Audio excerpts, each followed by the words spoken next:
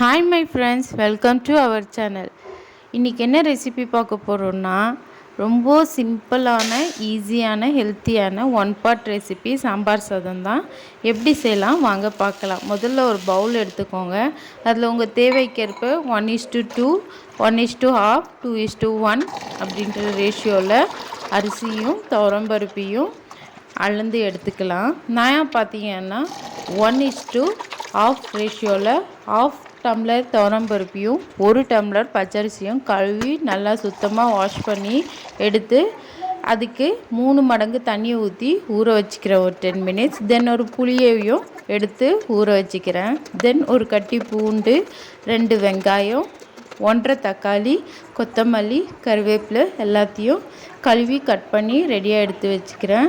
அடுப்பை பற்ற வச்சு பாத்திரத்தை வச்சு பாத்திரம் ஹீட் ஆனதும் அதில் 3 டேபிள் ஸ்பூன் எண்ணெய் ஊற்றி கடுகு போட்டு, கடுகு பொரிஞ்சு வந்ததும் சீரகம், முந்திரி பருப்பையும் போட்டு அதுவும் பொரிஞ்சு வந்த உடனே கருவேப்பிலையை சேர்த்திக்கலாம். கருவேப்பிலை நல்லா வெடித்து வந்ததும் கட் பண்ணி வச்சுருக்கிற வெங்காயம், தக்காளி ஆட் பண்ணிக்கலாம். வெங்காயமும் தக்காளியும் வதங்க தேவையான உப்பையும் சேர்த்துக்கலாம்.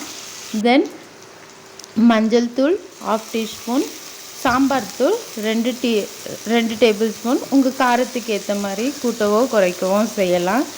தென் ரெண்டுமே நல்லா சேர்ந்து வதங்கி நல்லா ஸ்மாஷ் ஆகிற அளவுக்கு வதக்கிக்கலாம்.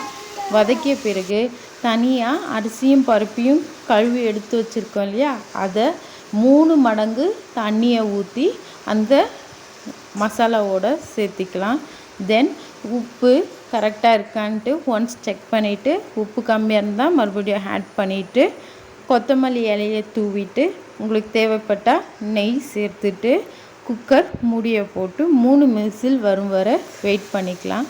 தென் 3 விசில் வந்ததுக்கப்புறமா குக்கர் மூடியை ஓப்பன் பண்ணி பார்த்தீங்களன்னா சூப்பரான சிம்பிளான டேஸ்டியான சாம்பார் சாதம் ரெடி ஆகிடும்.